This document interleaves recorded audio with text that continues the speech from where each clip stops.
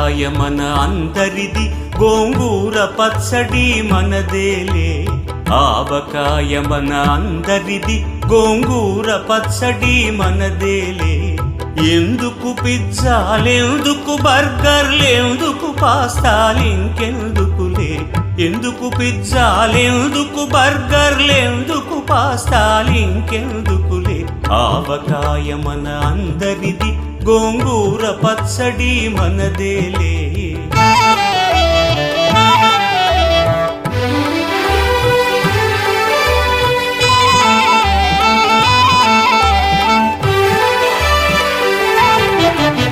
ఇడ్డెన్లలోకి కొబ్బరి చట్నీ, పెసరట్టులోకి అల్లమురా.